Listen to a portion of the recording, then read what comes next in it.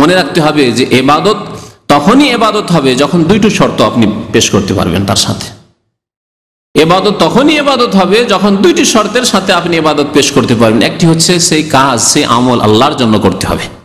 মানুষের জন্য যদি করেন, মানুষের জন্য করার বিভিন্ন অর্থ হইতে পারে, মানুষকে খুশি করার জন্য, মানুষের চাপে, মানুষের ভয়ে, অথবা মানুষের জন্য। মানুষ কি দিলেন আপনি?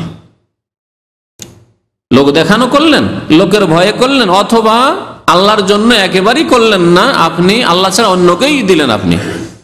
যেমন কবর মাজারে গিয়ে যারা মাজারকে সেজদা করে, মাজারে গিয়ে পীরের সন্তুষ্টি কামনার জন্য সেখানে খাসি মোরগ জবাই করে, পীর বাবার কাছে সন্তান চায়, পীর বাবার কাছে রোগের আরোগ্যতা কামনা করে, এগুলি আল্লাহ ছাড়া অন্যকে ইবাদতগুলি দিয়ে দিল এক। আর দ্বিতীয় হচ্ছে যে না, আল্লাহর কাছেই চাইলো কিন্তু লোক দেখানো, দোয়া মুনাজাত ধরেছে, আর দেখছে লোকজন দেখছে আরো ভালো করে একবার খুব কাঁদা শুরু করেছে দেখানোর জন্য। যে মালিক দেখলো যে আসলে তো ছেলেটা খুব ভালো ছেলে, খুব ধার্মিক ছেলে, মানুষের প্রিয় ভাজন হওয়ার জন্য, ভালোবাসা নেওয়ার জন্য, অথবা মানুষের অনিষ্ট থেকে, ক্ষতি থেকে বাঁচার জন্য। যে মানুষ হয়তো ক্ষতি করছে, জেলের কয়েদি, আর জানছে জেলে দুই একটা অফিসার আছে, মুসলমান অফিসার, আর একটু ধার্মিকতা আছে, এদের সামনে যদি কেটে কেটে আল্লাহর কাছে দোয়া করি তো ভয় পেয়ে যাবে লোকগুলি, জেলের অফিসারগুলো ভয় পেয়ে যাবে, কোনো জুলুম অত্যাচার করবে না। আর আমার দিকে বিশেষ খেয়াল রাখবে যে ছেলেটা তো খুব ভালো, এই কয়েদি তো খুব ভালো, হতে পারে আমাকে ছেড়েও দিতে পারে। পার্থিব উদ্দেশ্যে কাঁদা কাটা আর দোয়া করা ইত্যাদি ইবাদত বন্দেগীর কিছু কাজ করা, এগুলি কিসের জন্য? পার্থিব উদ্দেশ্যে, কারো অনিষ্ট থেকে বাঁচার জন্য বা কারো কাছ থেকে কিছু লাভবান হওয়ার জন্য। তাহলে গেল শিরক, এগুলি সব শিরক। আর এর বিপরীত হচ্ছে ইখলাস, একমাত্র আল্লাহর জন্য কাজ হইতে হবে, আপনার দুনিয়ার কোনো স্বার্থ থাকবে না, আল্লাহ ছাড়া অন্যের জন্য করবেন না আপনি। দ্বিতীয় শর্ত হচ্ছে একমাত্র প্রিয় নবী মুহাম্মদ রাসূলুল্লাহ সাল্লাল্লাহু আলাইহি সাল্লামের আদর্শ সুন্নত মোতাবেক আপনার কাজকর্ম হইতে হবে। প্রথম আপনাকে আমল করার আগেই দেখতে হবে যে এই কাজ আল্লাহ রসুল করেছেন, করতে বলেছেন কিনা। আপনি 5 ওয়াক্ত নামাজ এই জন্য পড়ে যান, রাসূলুল্লাহ সাল্লাল্লাহু আলাইহি সাল্লাম পড়েছেন, পড়তে বলেছেন। সাল্লু খামসাকুম, তোমরা তোমাদের 5 ওয়াক্ত নামাজ পড়ো। সুমু শাহরাকুম, রমজান মাসে তোমরা রোজা রাখো, তাই রাখছি। নবী সাল্লাল্লাহু আলাইহি ওয়াসাল্লাম রমজান মাসে রোজা রেখেছেন, রাখতে বলেছেন। আল্লাহ বলেছেন কুতিবা আলাইকুমুস সিয়াম, তাই আমরা রাখছি। আল্লাহ যাকাত দিতে বলেছেন, তাই দিচ্ছি। আল্লাহ হজ করতে বলেছেন, তাই হজ করছি। আল্লাহ উমরা করতে বলেছেন, তাই উমরা করছি। 1 সফরে আমরা পাইকারি হারে 2টা 4টা 10টা 20টা করে উমরা এই জন্যই করি না যে নবী করিম সাল্লাল্লাহু আলাইহি ওয়াসাল্লাম 1 সফরে 1টি করে উমরা করেছেন। দেখেন কত আমরা সুন্নতের পাবন, যে নবী সাল্লাল্লাহু আলাইহি ওয়াসাল্লাম 1 সফরে 1টি উমরা করেছেন, সুতরাং তার বেশি আমরা করব না। যদি তার বেশি করা বেশি ফজিলতের কাজ হতো, তাহলে এই রাস্তা সম্পর্কে নবী সাল্লাল্লাহু আলাইহি ওয়াসাল্লাম সবচেয়ে বেশি জানতেন। নিশ্চয় জানছেন যে না, এটা ভালো কাজ নয়। সেই জন্য তিনি কষ্ট করে 7 দিন যেতে, 7 দিন আসতে, 14 দিন কষ্ট করার পরে একটা উমরা করে ফিরে আসছে। আমরা বেশি চতুর চালাক, যে 80টা টাকা ফেলে দিব পানিতে আর মাত্র একটা উমরা করে বেকুবের মতো ফিরে আসবো, না 5টা উমরা করব, 7টা 8টা উমরা করব। খুব বেশি চালাক। এত বেশি চালাক হলে যাবে জাহান্নামে যেতে হবে। নবী করিম সাল্লাল্লাহু আলাইহি ওয়াসাল্লাম আল্লাহ সম্পর্কে, আল্লাহর দ্বীন সম্পর্কে সবচেয়ে বেশি জানতেন। আনা আ'লামুকুম বিহি, নবী সাল্লাল্লাহু আলাইহি ওয়াসাল্লাম কি বলছেন? আনা আখশাকুম লিল্লাহ ওয়া আ'লামুকুম বিহি, আমি সবচেয়ে বেশি আল্লাহকে ভয় করি আর আমি সবচেয়ে বেশি আল্লাহ সম্পর্কে, আল্লাহর দ্বীন সম্পর্কে জানি। কখন বলেছিলেন? ওই 3টি লোকের ঘটনায়, যে 3টি লোক বলেছিল যে নবী করিম সাল্লাল্লাহু আলাইহি ওয়াসাল্লামের আমল বেশি নয়, তাতে কি অসুবিধা নেই, আল্লাহর নবীর ব্যবহার সবার আলাদা, কোথায় তিনি কোথায় আমরা। আইনা নাহনু মিন মুহাম্মাদিন সাল্লাল্লাহু আলাইহি ওয়াসাল্লাম ওয়া আইনা নাহনু মিন রাসূলিল্লাহ সাল্লাল্লাহু আলাইহি ওয়াসাল্লাম, কোথায় আল্লাহর রাসূল, কোথায় আমরা গুনাহগার পাপী তবে, আর তার আগের ওয়াকাত গাফারাল্লাহু লাহু মা তাকাদ্দামা মিন যামবি মা তাআখার, তার আগের পরের গুনাহ মাফ। সুতরাং তিনি রাত্রে ঘুমান, রাত্রে কিছুক্ষণ তাহাজ্জুদ পড়েন, আবার মাঝে মাঝে রোজা রাখেন, মাঝে মাঝে দিনে পানাহার করেন, তিনি বিয়ে শাদী করেছেন, তার ব্যাপার। কিন্তু আমাদের না, আমাদের আরো বেশি আমল করতে হবে। তাই একজন কি বলল? ওসাল্লিল লাইলা ওয়ালা আনামু আবাদা, সারা রাত নামাজ পড়বো আর জীবনে কোনোদিন রাত্রে বিছানায় যাব না, ঘুমাবো না বলে ঘুম হারাম করে নিল একজন নিজের উপর। আর একজন বলছে কি? ওয়ামানা ফাসুমুন নাহারা ওয়ালা উফতুর আবাদা, আমি সারা জীবন রোজা রাখবো, সারা জীবন ধরে রোজা রাখবো, কখনো দিনে পানাহার করব না।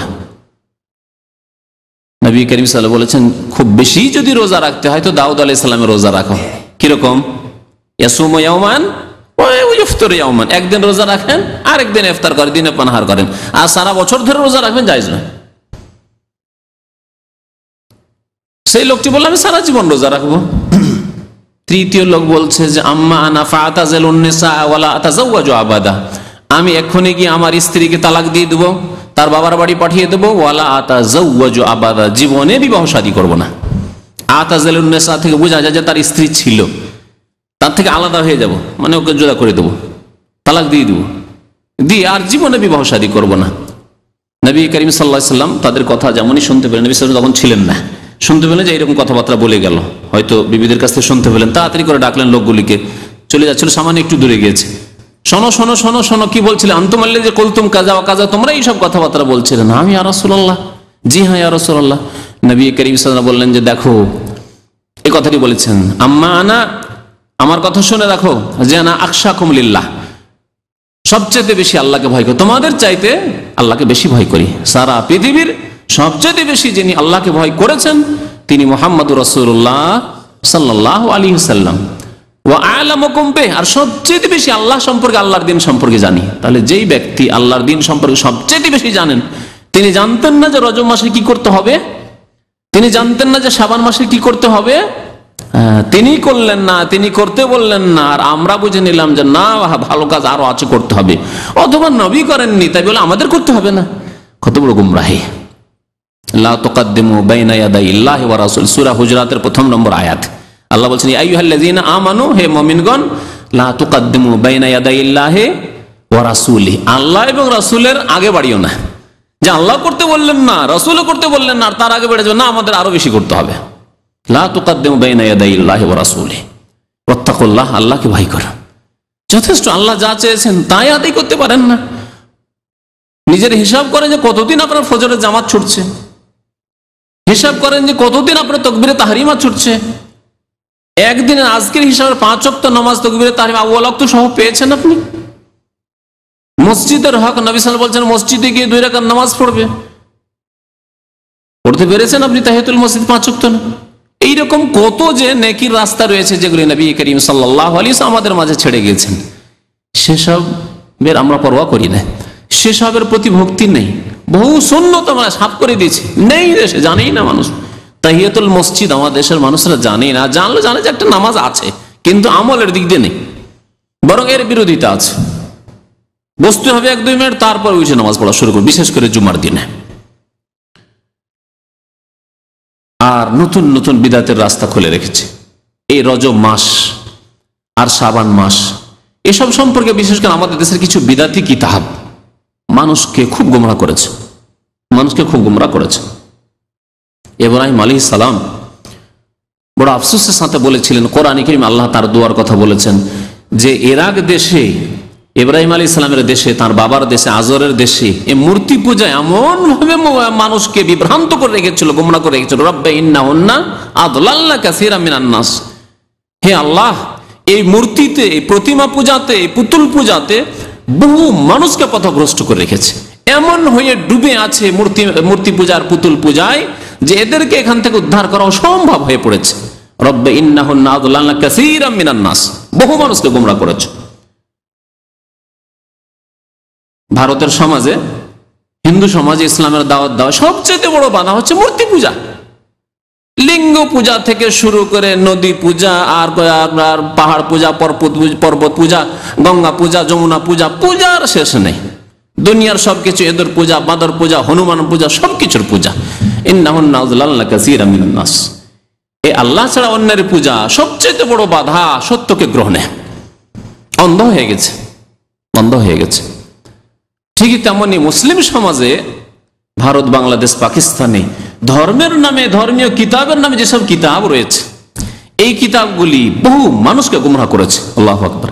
আমি মাঝে মাঝে আয়াতটা নিজে নিজে মনে মনেও পড়ি, আর আমি আলোচনা বক্তব্য বলি বহু সময়। রব্বে ইন্নাহুন্না আদলাল্না কাসীরাম মিনান নাস, ইব্রাহিম আলাইহিস সালাম বলেছেন মূর্তির কথা, আর আমি বলছি আমাদের দেশের বিদাতি কিতাবের কথা, আর বিদাতি মৌলবীদের কথা, মোল্লাদের কথা। রব্বে ইন্নাহুন্না আদলাল্না কাসীরাম মিনান নাস, এই বিদাতি মোল্লা, মৌলবী আর বিদাতি কিতাব বহু মানুষকে গুমরাহ করে রেখেছে। হক কথা আমি আপনি কজন পৌঁছাচ্ছি, আর বহু বিদাতি গুলো, আর বহু বিদাতি কিতাব সমাজে ছড়িয়ে গেছে। এত বড় কিতাব মাকসুদুল মুমিনিন আছে, রজব মাসের ফজিলতের কথা, শাবান মাসের ফজিলতের কথা ওই নিয়ামুল কোরআনে আছে, ওই বেহেশতি জিওয়ারে আছে। কথা বুঝতে পেরেছেন? এগুলো হলো ধর্মীয় কিতাব। ইন্নাহুন্না আযলাল্লা কাসীরা মিনান নাস, বহু মানুষকে পথভ্রষ্ট করেছে এইসব কিতাবে। যেসব কিতাবে আল্লাহর কথা রাসূলের কথা বাদ দিয়ে দুনিয়ার বহু কথাই রয়েছে, দুনিয়ার বহু কথা রয়েছে, বিদআত দিয়ে ভর্তি রয়েছে। রব্বি ইন্নাহুন্না আযলাল্লা কাসীরা মিনান নাস। ইব্রাহিম আলাইহিস সালাম ফামান তাবিআনি ফাইন্নাহু মিন্নি। সুতরাং হে আল্লাহ, যে আমার অনুসরণ করবে সে আমার দলভুক্ত, আমার উম্মতের। ইব্রাহিম আলাইহিস সালামের উম্মতের কে? তাহলে ইব্রাহিম আলাইহিস সালাম যে অনুসরণ করবে। ওমান আসানি, হে আল্লাহ আমার যে নাফরমানি করবে, ফাইন্নাকা গাফুরুর রহিম, আল্লাহ তোমার মর্জি। এখন তুমি তাকে মাফ করবে, রহম করবে, তাকে হিদায়াত করবে, হিদায়াতের মালিক আল্লাহ তুমি। তো যারা কোরআন সুন্নাহর দিকে ফিরে আসে, প্রিয় নবী মুহাম্মদুর রাসূলুল্লাহ সাল্লাল্লাহু আলাইহি সাল্লামের হাদিসের দিকে ফিরে আসবে, বাস এই পয়েন্টের উপরে চলে আসেন।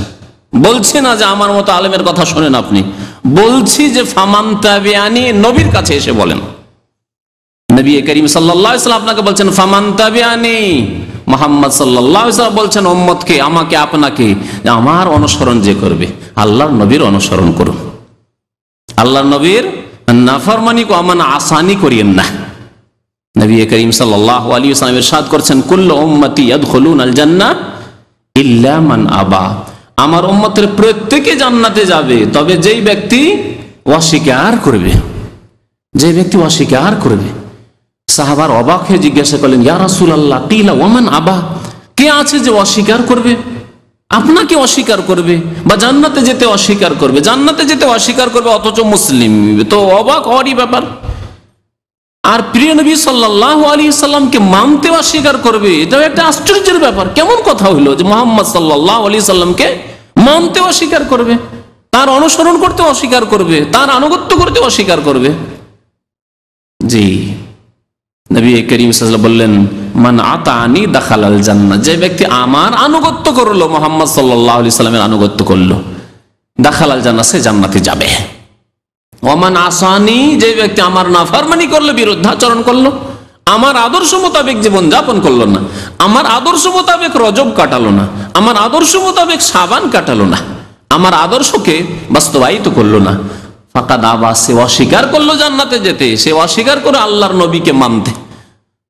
ফামান তাবিআনি ফাইন্নাহু মিন্নি, যে ব্যক্তি নবী করিম সাল্লাল্লাহু আলাইহি সাল্লামের অনুসরণ করবে সেই নবীর অন্তর্ভুক্ত হবে, নবীর উম্মতের অন্তর্ভুক্ত হবে, নবীর উম্মতে নবীর শাফাআত পাবে, নবীর হাউজে কাউসার পাবে, নবীর উম্মতে শামিল হতে পারবে।